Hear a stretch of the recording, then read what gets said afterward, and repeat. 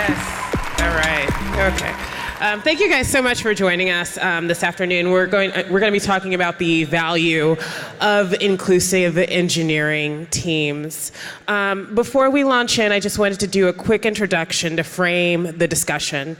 We're going to be spending the next 2 days talking a lot about diversity and inclusion. And at the core of many technologies that sits the engineering teams. And so we're going to be focusing on that today. And in this discussion, we really want to sort of move a step beyond just talking about diversity and start really talking about what inclusion means and how we go about best achieving it and the value that it holds for our teams. So we're also going to try a little bit of an experiment today. Prior to this panel, we were discussing how best we could sort of capture an inclusive kind of approach. And one thing that really resonated with us is the idea that inclusion means being able to bring your full self to your team, to leverage that full self and to sort of grow the team and the things that you're working on off the basis of that. So we're going to try to model that today. And so today I'm going to ask each of the panelists to introduce themselves. And in so doing, they're not just going to tell you their name and where they work, but they're also going to do sort of a quick check-in about where they are. So let's go ahead and get started. Sam, do you want to start?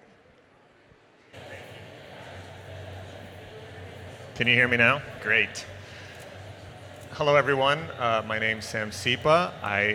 My voice is coming from a sign language interpreter. I'm a corporate recruiter at Google. So in terms of checking in, I'm very excited to be here, and I can feel a lot of wonderful positive energy coming out of the crowd today, so I'm glad to be here with you.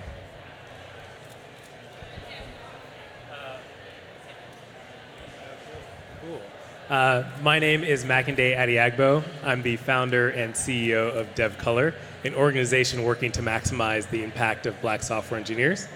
And I'm really excited, sort of excited for this discussion and to share with you all sort of different perspectives on these issues. Hi, my name is Camila Taylor. I'm a software engineer at LinkedIn. And I'm also really excited. I think that being on an inclusive team is one of the things that affects your day-to-day life the most. And so really excited to sort of delve into some of these issues. Hey, and my name is Dan Papayas. I lead engineering at Medium, which is a publishing platform. I'm also super happy to be here, but also super nervous. And for my colleagues in the audience, they know that I'm deeply introverted and generally don't like to be in the limelight. So if I stutter, pause, just give me a bit of a break, but but I'm pretty proud of what we're doing at Medium and look forward to learning from all of you as well. We're going to get really good at passing the mic. Maybe that's like a metaphor. Okay. I'm going to start off with just like a general question for everyone on the panel, just to kind of like set the bar. How would you sort of articulate the value of inclusion? And let me preface that by saying we've heard about the value of diversity. Diverse teams perform better over time. But I'm really interested in how you would tie that to sort of the value of inclusion, and how would you articulate that based on your experience? Who wants to go first? All right, passing the mic. So I think if you think about diversity in the broader sense, it's about bringing different perspectives, backgrounds, experiences, and figuring out a way of integrating that to come up with like greater truths or better, more creative solutions. So if diversity is the potential, the way I think of inclusion is the capability to turn that potential into action or like a positive force. So it's about building an environment where people can bring their best self, can represent all their experiences, and then we have like a high level of trust, which can transform that into just higher productivity and more creativity. Anyone else? So I've been doing engineering now for around 6 years in industry, and for me, I think the And if I look back at like my favorite sort of teams or experiences building products, the ones that were the best were the ones I think where everyone had that felt included, where everyone is able to sort of take on roles, lead things, contribute ideas equally, as opposed to teams where it was like very clear that, say, one person was given that, and like, like there are, like maybe the manager picked somebody who they're like, oh yeah, you're also a male, or I think you should be a substitute for me to be the manager while I go on vacation, right? And you see those things a lot. And so the value is like not only like, so if I pick out that one team, we were able to deliver our products like on time, which is like maybe the only time I've ever done that, right? Like we were set like this impossible deadline of like 2 months, and we actually delivered it in 2 months. And so I think that it can be like really, really powerful to actually like foster an environment, like people like all like sort of work at their full potential. Yeah, and if I could add on briefly, software engineering is the superpower of our time, right? Like a software engineer can build an app, can write software that will affect millions of people, and the world is a better place when that potential is realized for as many people as possible. So I think about the value of inclusion as creating environments where we can unlock that potential for the world, so it's just strictly better. Yeah, and I'd like to add, when you're thinking about the value of inclusion, it's not just about about people doing things the right way or following best practices. It's about really integrating the diverse cultures in the workplace. Diversity brings with it a depth of knowledge that can benefit industry. So this is something I think we need to be talking more about. And my boss is often asking me to do that, to get more of this expert opinion from a diverse workforce. And this is part of what I am doing right now, trying to implement these strategies. And the reason that she's asking me to do this is we're trying to, increase our output in this area. So during this process, we did a lot of brainstorming, and we were able to streamline and improve a lot of our systems and improve our meeting a lot of our targets. So there can be considerable value making this part of our culture, not just because it's the right way to do, but because it actually can improve the bottom line and the outcomes that you have from your corporation. All right, thank you. And now that was the easy question, and now we're going to go and to delve a little bit deeper, sort of into the topic of inclusion. And my first question is for you, Makinde. You started DevColor as an organization which supports engineers, and sort of what that tells me is that you guys fill a gap. And I want to talk to you a little bit about that gap. What support structures do you feel like are missing now for engineers from different backgrounds, and what do you think are some of the hallmarks of an inclusive culture? And after you respond, I'd like to open it up to the rest of the panel. Yeah, so if you look at the diversity landscape right now, there are a lot of organizations working on the pipeline, trying to get more people into coding at an early age, work on getting people into the industry.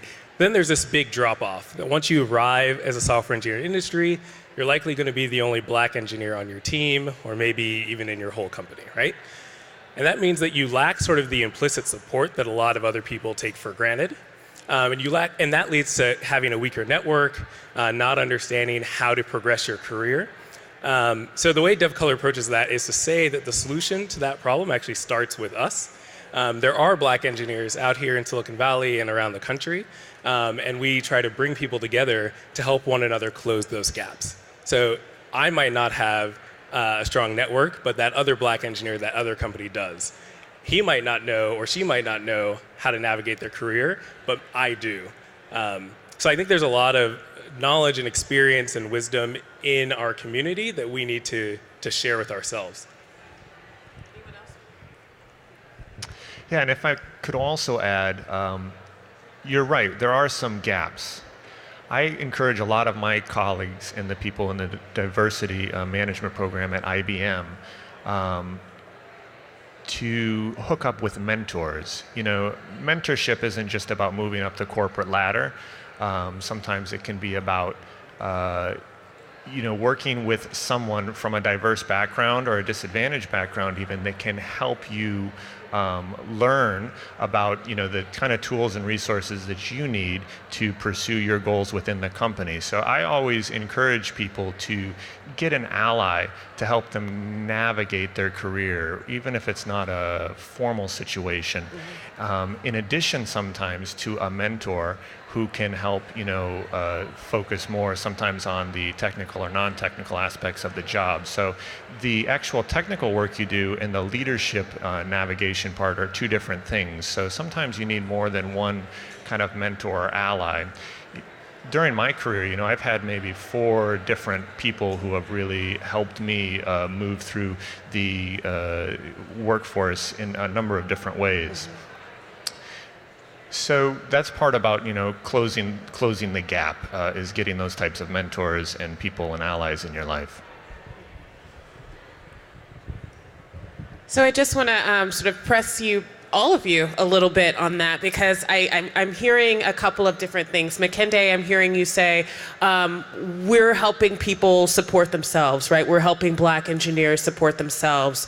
Sam, I'm hearing you talk about sort of the internal structures within companies that need to be in place to bring people up and to support them. I wonder, is there a limit to the kind of support that we can provide for ourselves, or what should the relationship be between establishing a supportive community and also having supportive companies? Does anybody want to comment on that?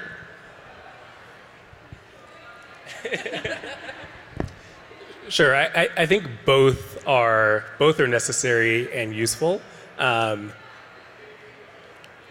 actually the statement. Both are necessary and useful. So while companies can and should do more, and different companies are doing more, some companies are doing less, that doesn't mean that that's the only thing that should be happening, right? I do think that there's a lot that does happen at the individual and community level, which we can have a large part in. So it's interesting because we were sort of touching on like that sort of mentorship. So, and as full disclosure, I'm actually part of DevColor. I joined this summer. And for me, what I've found is, so I also have a mentor within LinkedIn, and he's definitely been really useful for sort of a lot of the internal things. But in terms of the I understand this experience, this is how I dealt with this experience, I've gotten that more from DevColor than I have from my mentor. And so I think you need both. And by being part of a program like this, or by having that sort of peer mentorship, that then means that you will hopefully be in a position within companies to also sort of offer that backwards. You're about to come up next anyway, so. Dan, this question is for you.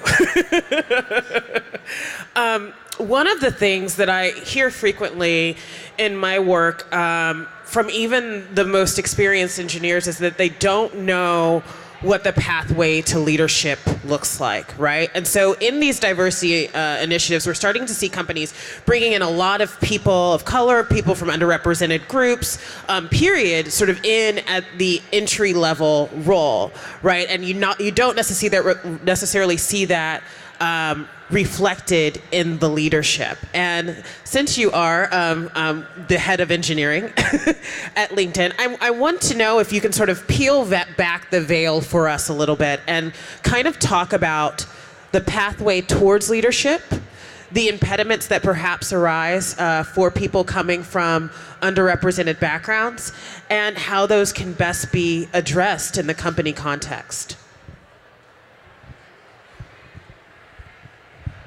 So I get a harder question. I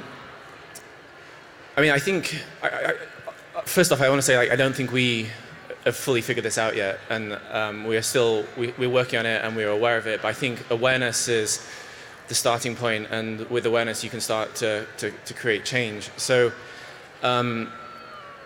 we think a lot about how organizational structures and operating principles and practices can empower people, and how they can also hold people back or reinforce traditional power dynamics or structures. So in terms of bringing people up, even if you have an underrepresented team, you can make an effort to bring in, if you have an underrepresented team, when you're doing leadership opportunities, leadership training, or like offsites or summits, you can try and make sure that you're represented in those groups, for example, and then that can fast track certain people through the system. So originally we were also talking about how we think about like junior folks versus senior folks and bringing people in. And when we're hiring, we're not hiring individuals, we're hiring a team, and we need to look at the composition of the whole team and keep our eye on the goal. And even in the short term, if that means that there is some disparity between the ratios in the junior roles versus the senior roles, we just need to keep working on that. But we also absolutely shouldn't just call mission accomplished because we've hit a top line metric. So some haphazard thoughts there. I'm not sure if we want to dig in more, but other perspectives?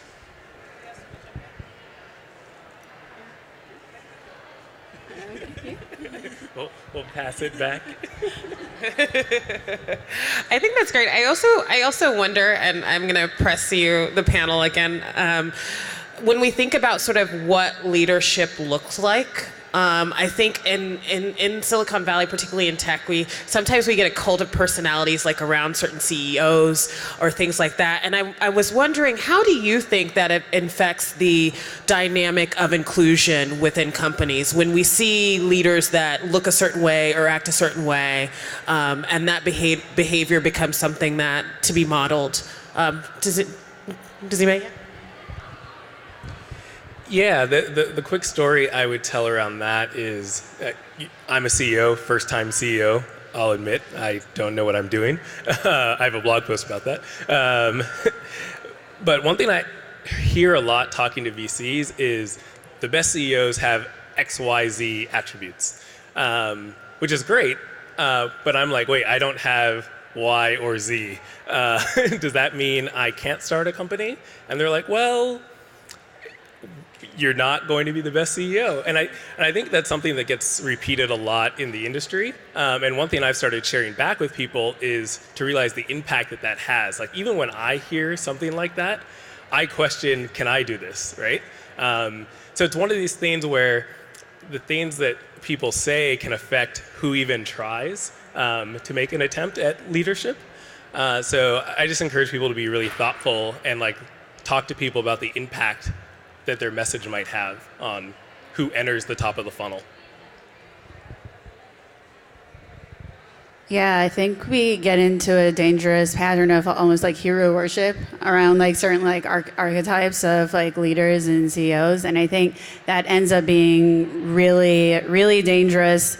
And it's not even just for the people within the company, right? It's also for people looking in, right? For people who are thinking about, is this something that I want to do with my life? They're like, well, I don't know if I fit that pattern, and everyone is sort of worshiping this one pattern, and that's definitely not me. So I think it has reverberating sort of effects around being really dangerous. Yeah. Just another thing to add. When we think about leadership, so within engineering teams, there's a whole spectrum of different activity, but in general, there's either one or two tracks, you're either technical or you're management. And I think that's also a limiting structure. So if we can be more explicit about different leadership roles, give people different opportunities, and identify that there's these various different paths that individuals can take, then that can play to their individual strengths, and different personalities or different backgrounds can benefit.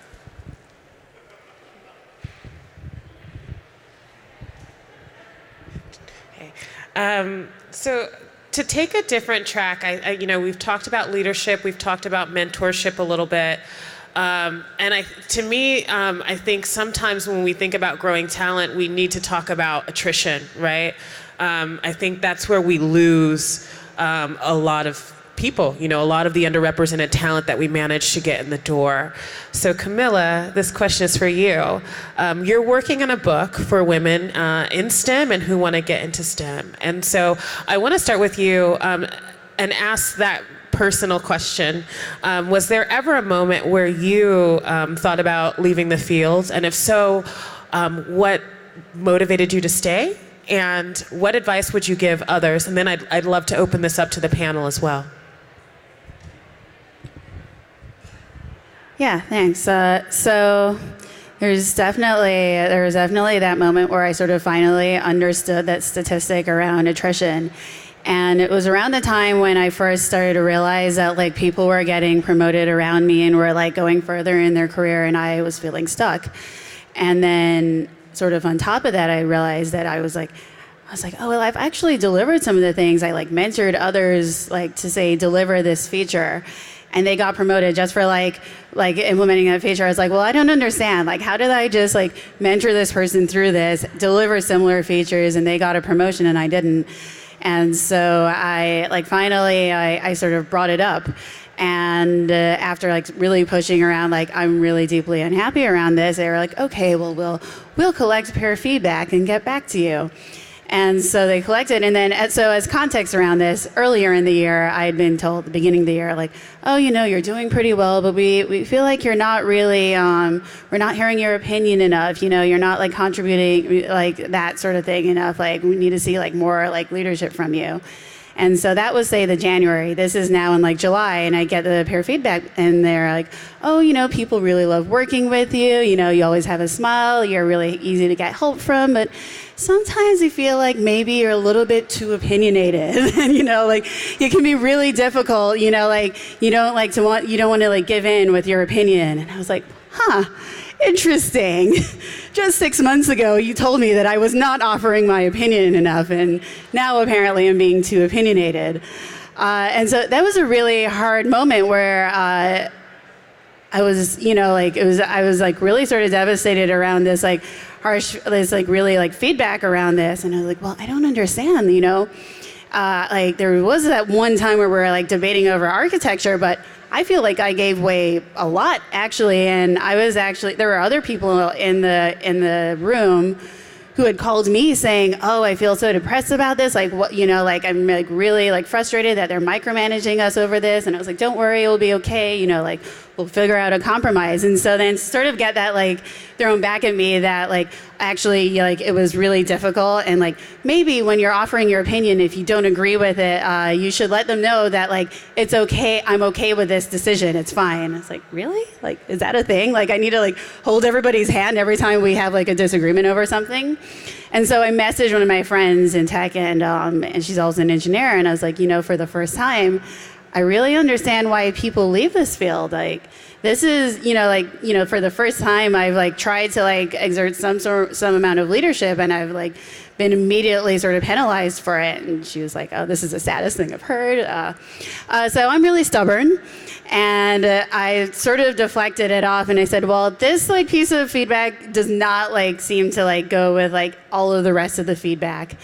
And so I'm just going to keep going. And that was sort of just my own thing of like, I'm a really, really stubborn person. So I did get the promotion like in the next cycle. But I guess like the advice there, it's like sort of difficult, but it's a little bit of like, if it doesn't make sense, if it doesn't feel like it's like reflecting your true self, if there's something like that you're getting, just keep going. And like, if anything, like if it's sort of something really like not resolvable, take yourself out of the situation, which I did. Like after I got that promotion, and there was like another team reached out to me to join their team, and I left that I was like immediately like, okay, I'm really ready to take myself out of this situation. Yeah. So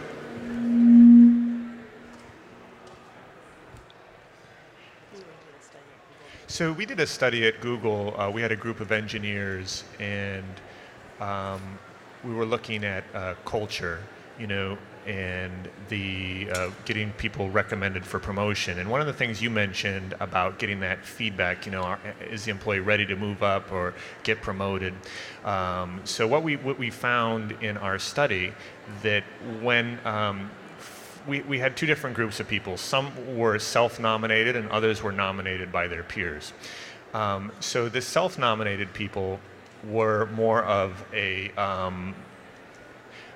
were typically more male in the population and were more willing to nominate themselves, a very high percentage of those people.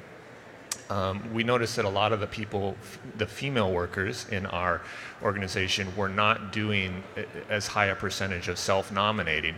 And, it may have been from getting fear of criticism or the type of feedback that you just talked about, and the view that often this kind of like aggressive self-promotion can have often a negative view from your peers when you're in a minority group.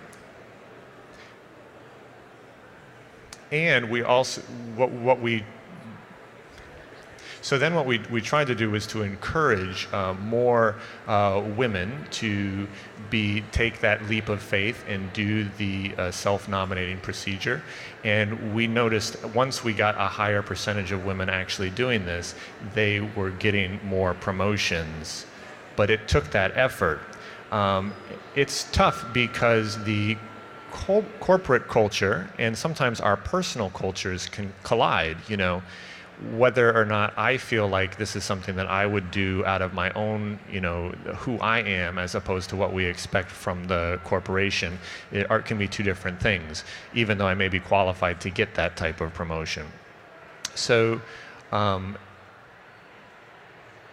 it seemed like what happened is a lot of the women who did not do the self-promotion almost waited too long. And when they finally did it and got the promotion, a lot of them looked back and gave us the feedback that they should have done it sooner.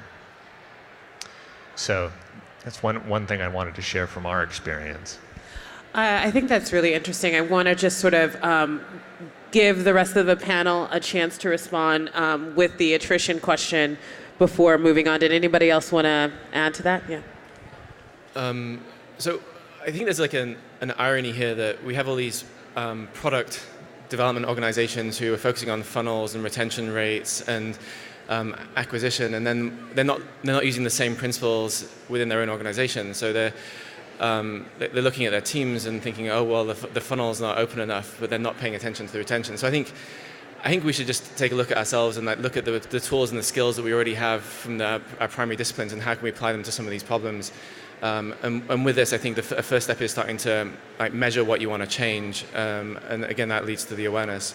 So that's one thought. Mm-hmm. The other thought I have is just that is anyone surprised by that Google research? I think there's the other study, the Charles Duhigg study, and about psychological safety and on inclusive teams. I just think it's kind of sad that all this.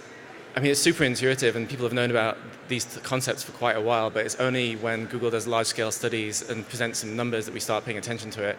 So I don't really have a point other than there's a sad irony there.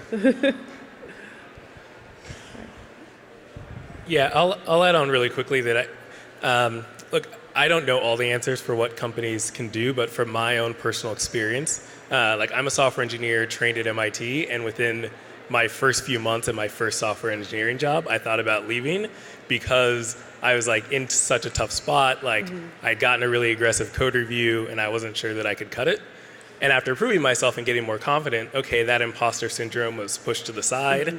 But then it came back at a surprising time when I was in an incubator for DevColor, and all of a sudden everyone around me was really confident about their startups, and I was shaking in the corner. Again, not sure if I could cut it. So I think it's really important to have opportunities for employees to share what's going on, be supported. Luckily, I was able to have a support network around me that helped me through those experiences. But I think just if companies are conscious of those things, that can be super helpful. Thank you for that. So the last question I want to direct at an individual on the panel goes to Sam. And it's a bit of a navel-gazy question. And that is, quite often we see a kind of hierarchy emerge in technical companies where engineering teams are at the top and technical talent is at the top, and then non-technical talent is beneath that. And so I know we're on the engineering panel, and I kind of want to ask you, it's a two-part question. The first part of which is, when we think about diversity and inclusion, should we be starting with the engineering teams, teams which we know that the pipeline's a little bit harder to get the talent in, or should we be looking at other teams within companies where there's a broader pipeline, or companies as a whole?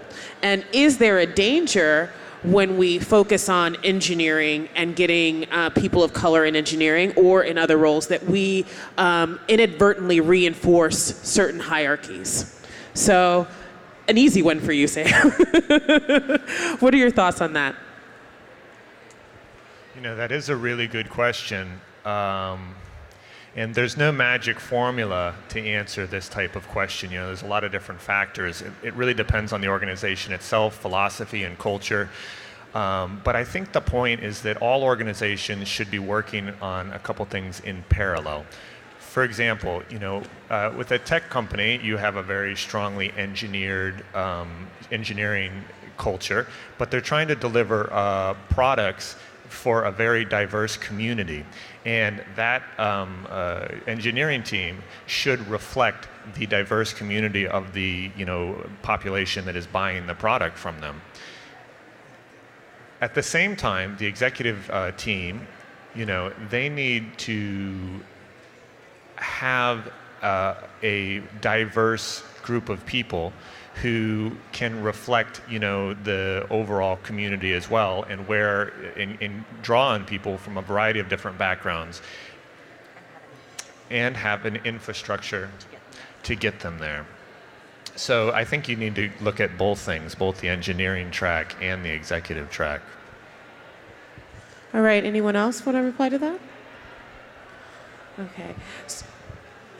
So we're running a little bit close on time, and so the last question that I want to ask, and I want to open this up to the panel, is based on your experience when we think about inclusion. And what I want to say, and perhaps I should have said this at the top, when I think about inclusion, I think about holistic inclusion. So not just women, not just underrepresented minority groups, not just people of a certain age, but the whole gamut. And so I wonder, when we think about holistic inclusion, what have you seen work?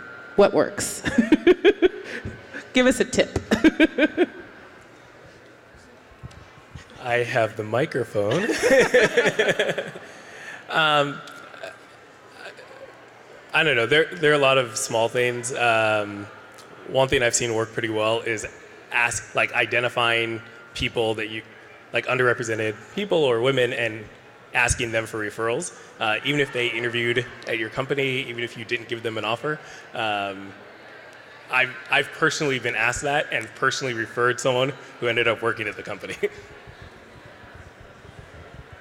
I think looking out for every member on your team, and in terms of when you're saying someone needs to lead something, and sort of really encouraging everyone to try to take on some sort of leadership role, as opposed to identifying I think this person is a leader, so I'm going to give them this. I think it really works very strongly if you just sort of look really holistically at your entire team for that. So I think there's organizational practices that can disrupt traditional power dynamics, and I think there's a bunch of stuff we can do here organizationally. Two things that I would encourage people to take away is to look at meetings as a core competency, as an equalizer. So we did the check-in at the beginning. At Medium, we do that in every single meeting, and what it means is it forces people to speak, it forces people to bring their current state to the group, and then that increases the likelihood that they'll speak up later on. The second thing is transparency. So Makinde and I were talking about ad hoc communication as being something that's awesome for these innovative teams, but ad hoc communication can also reinforce the boys club or these natural biases. So if you're talking about work over lunch or over beers, there's now a knowledge gap which changes the amount of context people have. So if an organization can really embrace transparency So using things like Slack or just broad internal communications, and just be really thoughtful about what information and what context everyone in the company has access to. I think that can start adjusting some of these things. And also, I think one of our challenges is this kind of unconscious bias, sorry.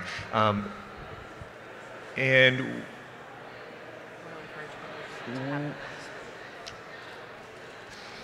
so, not everyone's born to be a leader. We need to sometimes encourage people to make sure that their voices are heard. We need to encourage them to make decisions sometimes. We need to help them navigate their career path to become more of an expert in their field. So that effort to take an employee and help them grow is really important.